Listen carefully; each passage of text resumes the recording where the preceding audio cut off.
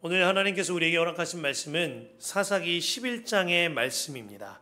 사사기 11장 봉독은 1절에서 10절까지와 29절에서 40절까지 함께 하겠습니다. 길르앗 사람 입다는 굉장한 용사였다. 그는 길르앗이 창녀에게 낳은 아들이다.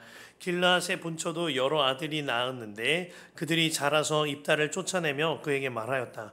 너는 우리의 어머니가 아닌 다른 여인의 아들이므로 우리 아버지의 유산을 이어받을 수 없다.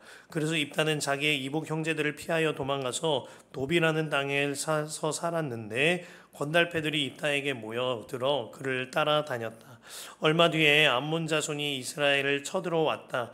암몬 자손이 이스라엘을 쳐들어오자 길르앗의 장로들이 입다를 데리고 오려고 돕 땅에 가서 그에게 말하였다.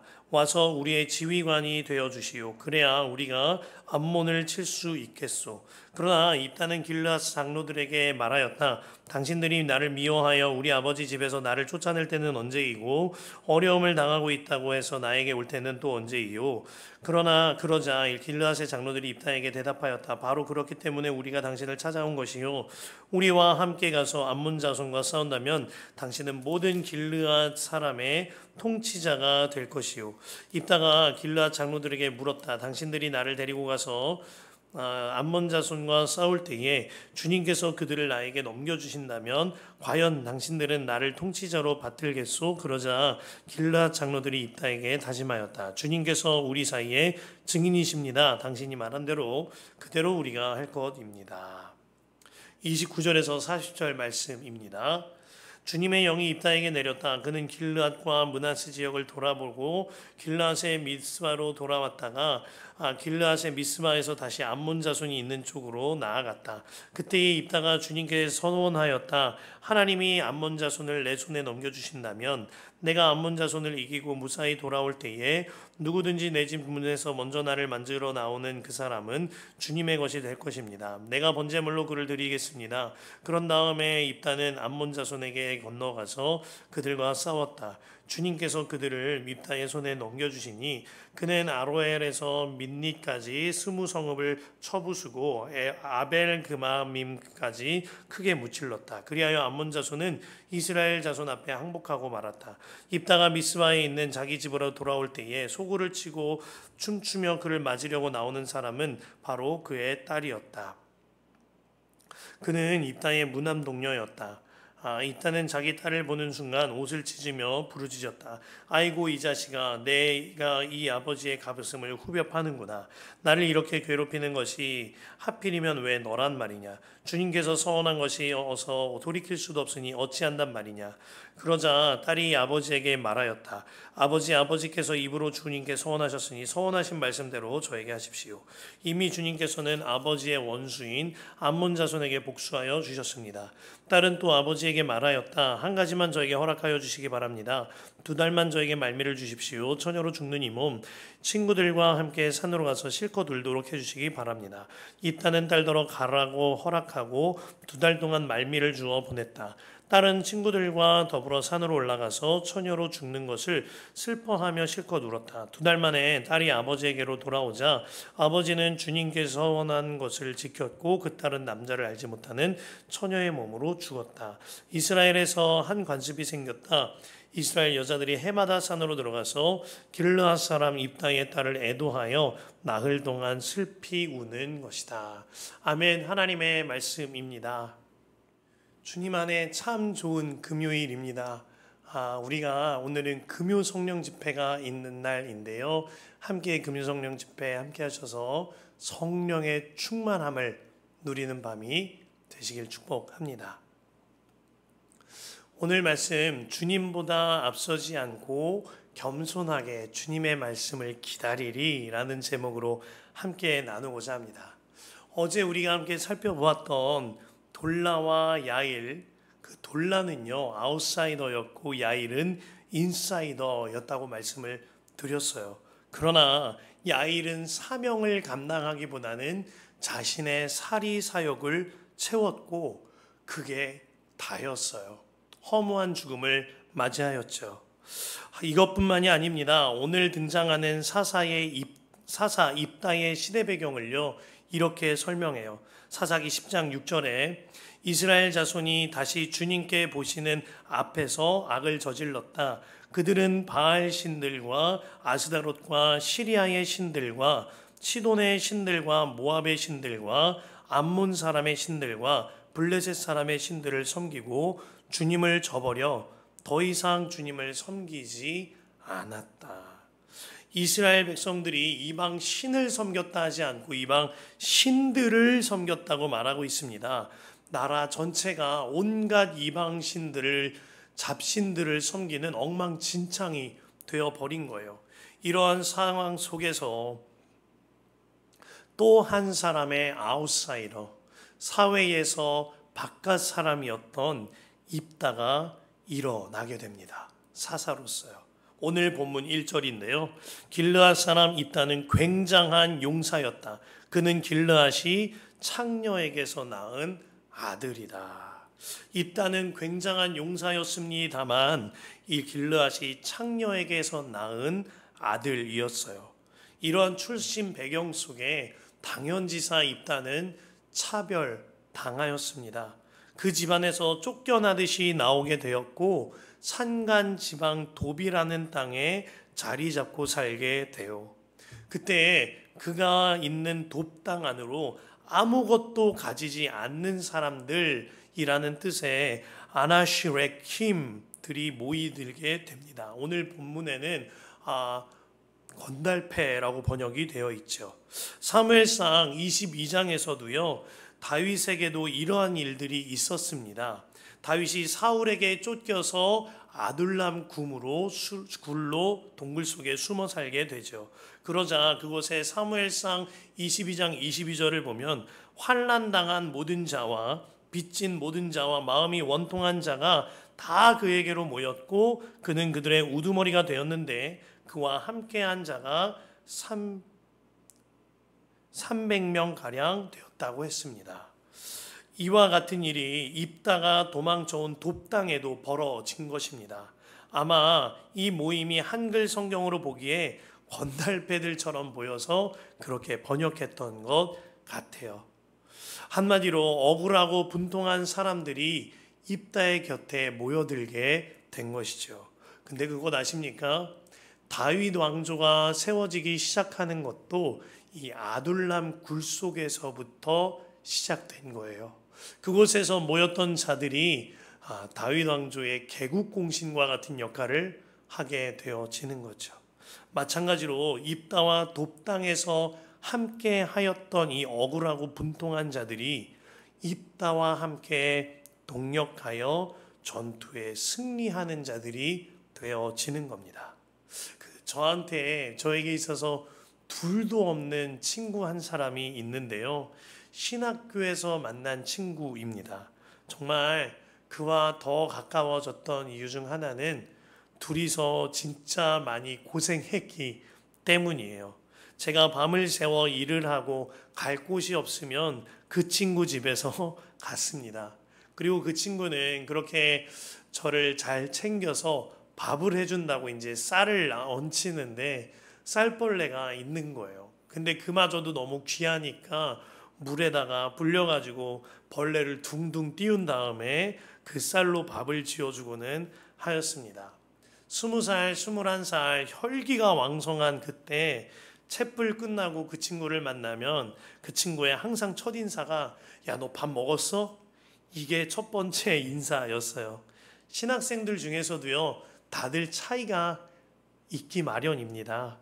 큰 교회 목사님 아들 혹은 어떠한 장로님 아들 이런 아이들도 있고 이런 학생들도 있고 또 여러모로 어려운 가정의 학생들도 많죠. 자동차에 노트북도 다 들고 다니는 학생들도 있는 반면에 대중교통도 간신히 이용하는 신학생들이 있는 겁니다. 제가 말씀드렸던 그 친구의 아버님은 한 교회의 사찰 권사님으로 평생 교회에서 지내던 전도사였고요. 저는 이제 홀어머니 전도사이신 어머니 밑에서 자녀였으니 아마 그 친구와 마음이 여러모로 동했던 것 같아요. 그랬던 그와 제가 이제는 서로 사역하면서 가정도 이루고 자녀도 함께 낳아 기르는 복된 관계가 되었습니다. 무엇보다 소중한 건 그의 어려움을 제가 대신 질 수 있고 제 어려움을 그가 대신 질 수 있는 관계가 되어졌다는 거죠. 저는요, 오늘 말씀 1절과 3절 붙들고 이렇게 기도했으면 좋겠습니다. 하나님, 억울하고 분통할 때, 또 가진 것 없고 아무것도 없을 때 내 곁에 하나님의 사람이 있음이, 우리 교우들이 하나님의 동력자요, 주님 안에 공동체된 하나님의 식구들 아니겠습니까? 하나님, 어려움 겪고 내 마음 쓸쓸할 때 입다에게 돕당의 사람들이 있었듯이 나에게도 하나님의 사람이 있음이 믿어지게 하여 주시옵소서. 돕당과 같은 공동체, 아둘람과 같은 공동체가 우리 교회 공동체 되게 하여 주옵소서 기도하기를 원합니다. 그렇게 돕당에 정착한 입다에게 이스라엘 장로들이 찾아옵니다. 그렇게 못살게 굴고 쫓아낼 때는 언제고 지금에 와서는 암몬이 우리에게 쳐들어왔으니 우리를 좀 도와달라는 겁니다. 좀 얄밉죠? 그런데요, 입다는 그 요청에 응해요. 그가 결국 응하게 되는데 그 까닭에 대하여 성경에 이렇게 기록합니다. 9절 말씀에 입다가 길르앗 장로들에게 물었다. 당신들이 나를 데리고 가서 암몬 자손과 싸울 때에 주님께서 그들을 나에게 넘겨주신다면 과연 당신들은 나를 통치자로 받들겠소? 그의 전제를 좀 눈여겨볼 필요가 있습니다. 주님께서 그들을 나에게 넘겨주신다면. 장로들은 입다의 용맹함과 그 세력을 보고 입다를 찾아온 거거든요. 그런데 입다의 보는 눈은 달랐던 거예요.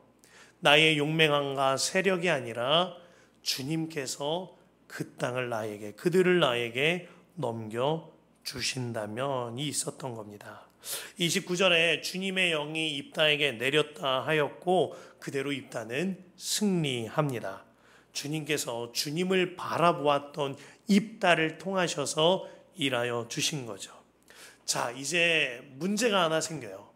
그 이후에 승리 이후에 입다의 서원에 대한 부분입니다. 30절에 그가 전쟁에 출전하면서 입다가 한 가지 좀 섣부르게 서원을 합니다. 만일 승리하게 되면 승전기를 가지고 돌아올 때 누구든지 나를 가장 먼저 맞이하러 나오는 자, 그가 주님의 것으로 번제를 드리겠다고 서원한 겁니다. 그리고 입다가 승리하고 돌아오는 길에 그 집안 사람 중에 입다를 가장 먼저 반긴 이는 입다의 친딸이었어요. 이 일로 딸은 자신이 처녀로 죽게 된 것을 슬퍼하면서 친구들과 2달 동안 실컷 울었다 하였고 아버지는 그 서원을 지켰다라고 쓰여 있습니다. 자, 이 부분에 대해서 사실 우리나라 교회 안에서는 아직까지도 의견이 분분한 경향이 있습니다.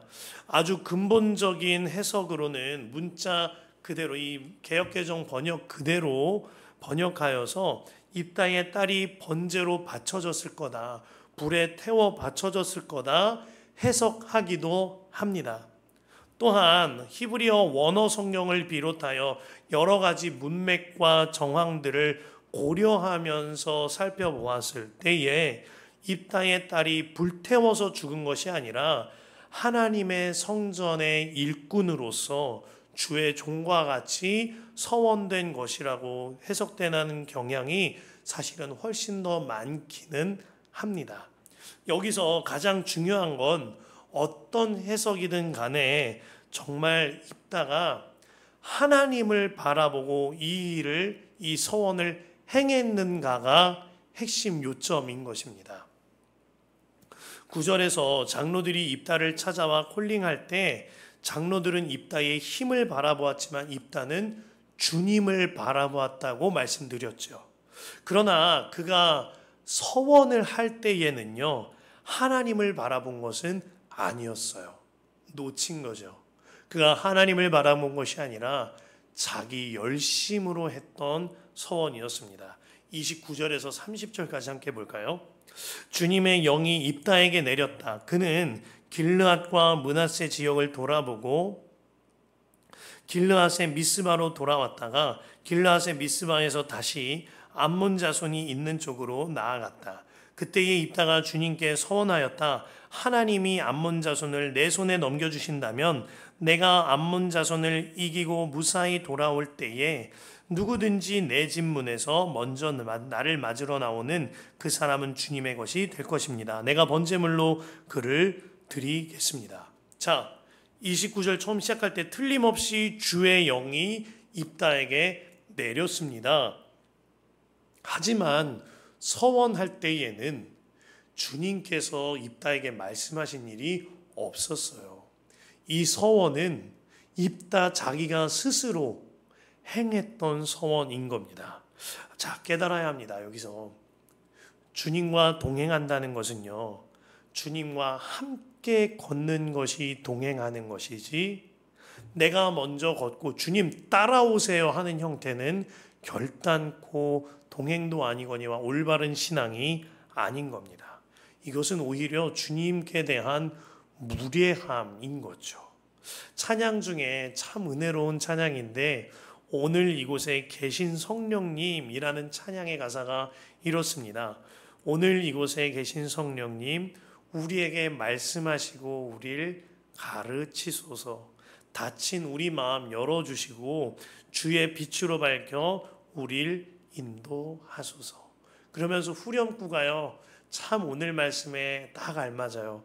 주님보다 앞서지 않고 겸손하게 주님의 말씀 기다리리. 주님 손에 우릴 드립니다. 사랑으로 인도하소서. 여러분, 주님보다 앞서지 않는 것이 동행입니다. 겸손하게 주님의 말씀을 기다리는 것이 동행입니다. 주님 손에 우리를 드리고요, 주님께서 인도하시는 대로 인도함 받는 것이 동행인 거예요. 입다에게는 이것이 부족했던 거죠.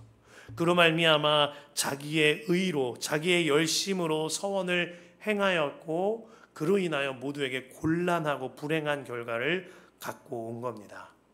사랑하는 성도 여러분, 성령의 역사는 결코 나의 의나 나의 감정으로 이끌리지 않습니다. 성령의 역사는 결코 내게 든 생각을 하나님의 음성이라며 행하지 않고 즉흥적으로 일어나지 않습니다. 주님보다 앞서지 않고 겸손하게 주님의 말씀 기다리리. 주님 손에 나를 드립니다. 사랑으로 인도하소서. 이 고백이 저와 여러분들의 삶의 고백 되길 간절히 축복합니다.